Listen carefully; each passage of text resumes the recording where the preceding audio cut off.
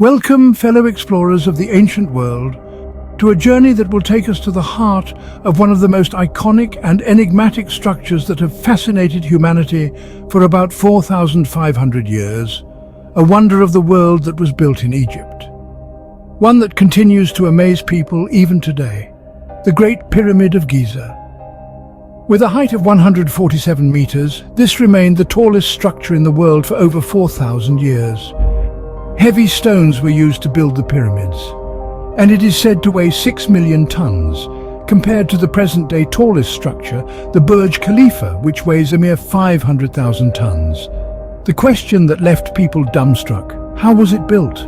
Back then, people didn't have cranes, bulldozers, or modern technology. So much so, they didn't even have wheels. Even so, they built a monument that still stands. Can you imagine a structure standing for over 4,500 years, through the hot summers, storms, torrential rains and weathering? There's no other surviving structure as old as this and as big as this. How was this made possible? Come, let's understand the mystery of the pyramids in this video. The Great Pyramid is arguably the most enigmatic structure on the face of the Earth. Built around 2500 BC, it is the tallest structure on Earth for more than 3,500 years. Built as gargantuan tombs of shining white limestone, the pyramids were designed to hide dark secrets of the dead. The more we go back in time, the more difficult it gets to figure out sure-shot what happened, when and how. It is estimated that the Great Pyramid of Giza was built in the year 2560 BC by the pharaoh Khufu. The monarchs of ancient Egypt are known as pharaohs.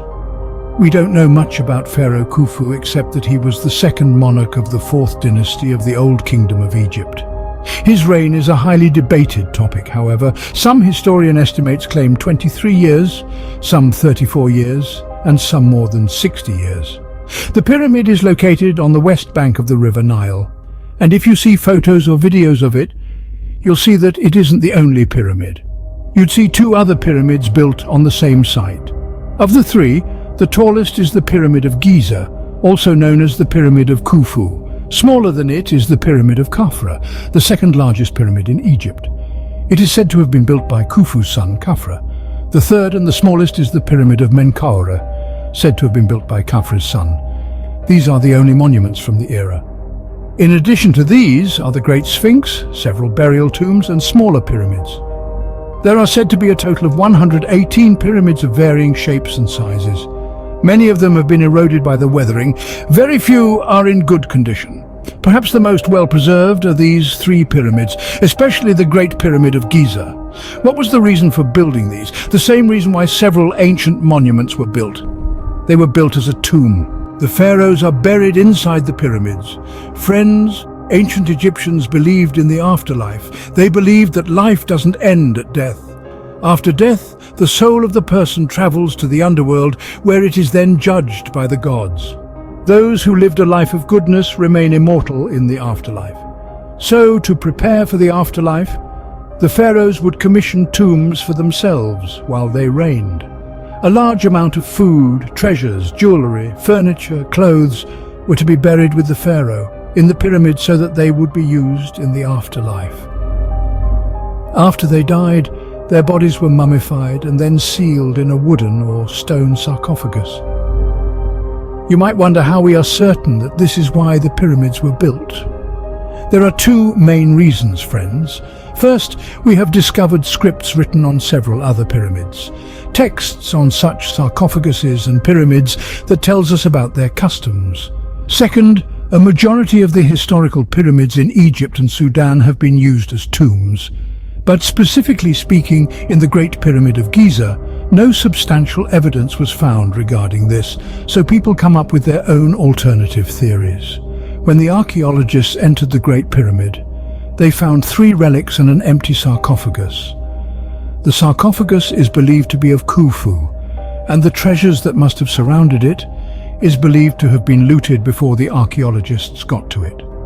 Those who disagree with this have come up with bizarre alternative theories.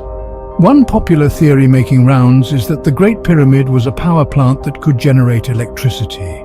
People who believe this claim that the ancient Egyptians were very technologically advanced and that they had already learnt how to harness electricity. As evidence for this theory, some of the ancient artwork are presented. On the walls of some ancient Egyptian temples, such artworks have been discovered that are used to back the claims that they were building a light bulb. They say that the Egyptians had invented it, but then the technology was somehow lost later. As I've said repeatedly, such conspiracy theories are cooked up when there's a lack of substantial evidence in a matter. In reality, this artwork depicts an Egyptian mythological story. Another popular theory claims that the pyramid was a granary to store the crops. This theory was proposed by American politician Ben Carson in 1998. According to his personal theory, the pyramids were built by Jesus Christ's father.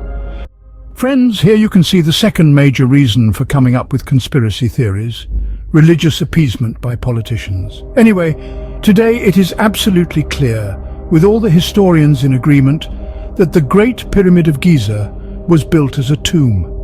Back then, people believed that the grander a tomb, the more treasures and food in a tomb, the better would be the afterlife of the pharaoh.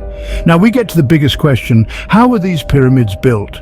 Honestly, this is the most mysterious aspect of the pyramids. How did the people build a 147 mm tall structure? Using these enormous rocks that weigh anywhere between 2.5 tons to 80 tons, each stone is carved so meticulously and evenly when there were no standards tools for carving. How were the stones stacked on top of each other when people didn't even use wheels? All of this within a period of 20 years. Friends, the Great Pyramid of Giza is said to have been built in 20 years. There are several theories regarding this. I won't be talking about bizarre conspiracy theories here, but before we discuss the theories, let's look at the misconception that people have regarding the pyramids. Films show slave labor being used to build the pyramids. Poor slaves, forced to work here all day and getting brutally abused and whipped by the supervisors. You would have seen this in some film or the other. For a long time, people believed that slaves built the pyramids. A Greek historian from the 5th century BC, Herodotus, was the first to suggest that slaves built the pyramids. But today, we know this to be false. People who built these pyramids were highly skilled laborers. They weren't starved and abused, rather they were given abundant food. They were fed so well that they were stronger and more well-fed than the average Egyptian citizen back then. They dwelled in cities near the construction site. Various communities supported them across the seasons, such as farmers.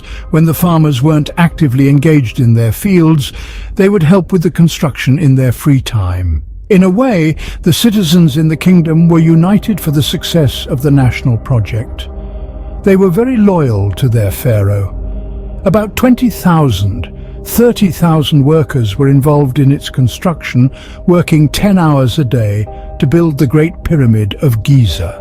As far as the construction material is concerned, about 5.5 million tons of limestone, 8,000 tons of granite, and 500,000 tons of mortar were used. Most of these materials were sourced from the nearby areas. At most, they were brought in from the region of southern Egypt that was around 800 kilometers from the site. The question arises, how were these rocks cut? Copper was the most common metal used then. The tools were made of copper. The harder rocks of granite were broken with dolerite.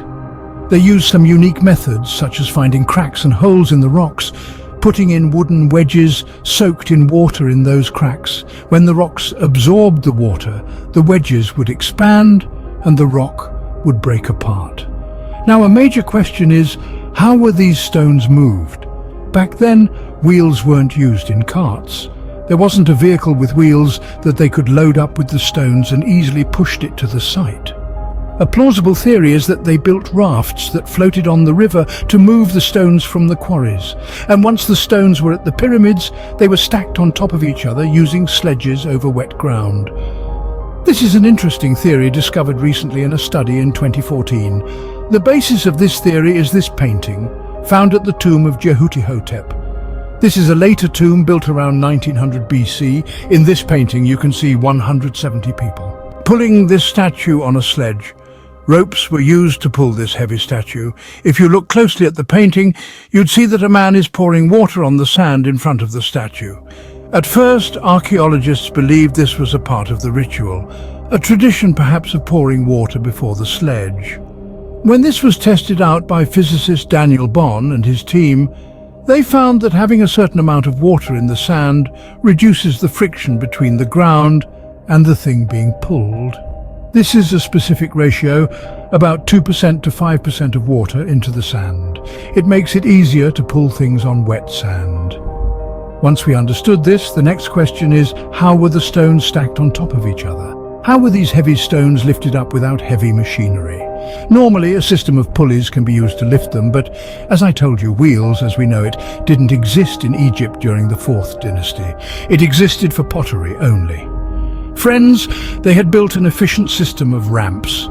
In 2015, a team of English and French archaeologists uncovered a 4,500-year-old wooden ramp in a quarry. Scholars suggest that a ramp must have been built like this, a straight slope from the ground to the top. To move the stones up the slope, they installed a system of wooden pillars on the sides of the slopes. And then they used the ropes around the pillars to pull up the stones, as you can see in the artwork on the screen. This was suggested by physicist Joseph West in 2014. According to this theory, after completing a level of the pyramid, they would have created a new slope, and to ensure that the angle of the slope wasn't steep, they would have built a long slope. By building a long slope, the tilt of the slope could be reduced. In another theory, it was suggested that they might have used levers to stack the stones on top of each other. Look at how it works in this drawing.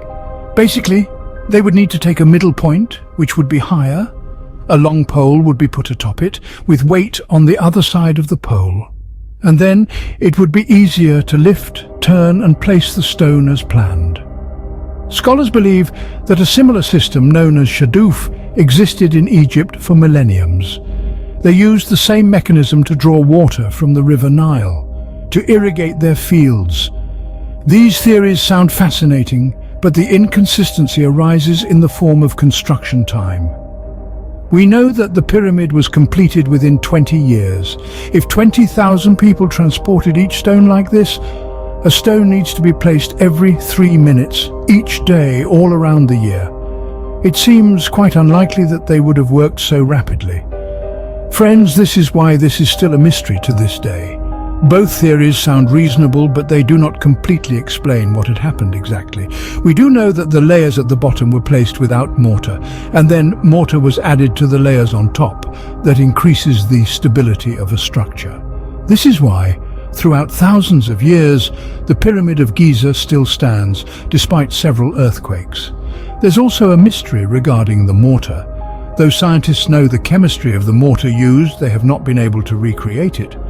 And finally, the last step of the construction was the outermost layer of the pyramid. It was made of fine, whitish limestone. It meant that when sunlight fell on it, these pyramids would shine white brilliantly. This was lost over thousands of years. The outermost layers have worn off from the pyramids of Khufu and Menkaure, but in the Pyramid of Khafre, you can see a part of the layer at the top. Moving on from the construction to the design of the pyramids, it is utterly fascinating. Did you know that the pyramids are designed in a way that the directions point exactly towards north, east, south and west? The error here is minute, an error of merely 1/15 of a degree. These are believed to point accurately towards the 4 directions. How could that be? There was no compass back then, no modern technology such as GPS. Once again, researchers tried to give their theoretical explanations about how the Egyptians could achieve such a high level of precision.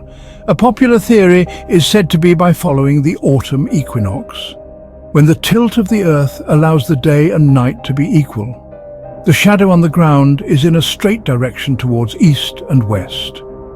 Using this method, the degree of error in the calculations of the pyramid would be the same degree of error in the shadows during the autumn equinox. The second theory is believed to be the constellations, that the stars in the sky were used by the Egyptians to align their design. In 1989, Robert Bauval, an author and Egyptology enthusiast, came up with the Orion correlation theory. He claimed that the 3 pyramids in Giza were aligned similarly to the 3 stars of the Orion's belt.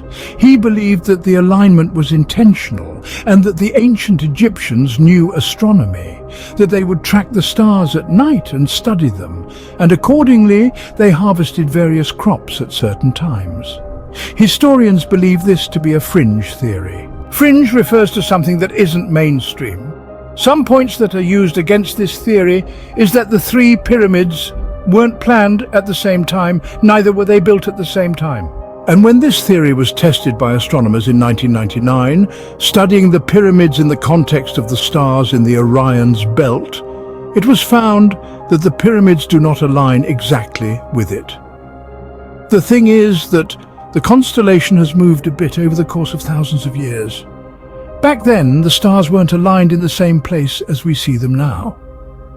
It was important to discuss this theory as it's a classic case where humans try to find patterns even in things that have none.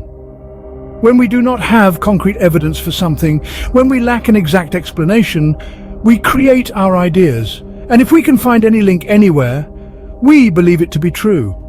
If you take the same thing to the next level, exaggerate it a bit, and you'll have bizarre theories. Some people claim that the pyramids were built by aliens because they believe it wasn't possible for humans to create this. In my opinion, such theories go against the principle of scientific thinking. This is the shortcut method of somehow coming up with an answer when we cannot find any. It is better to acknowledge the facts that we know and then clearly lay out what we do not know, so that the next generation of archaeologists, historians, can carry out research on them and discover the complete solution or explanation about the mysteries. If you liked the video, please subscribe to this channel. See you in the next video. Thank you for listening.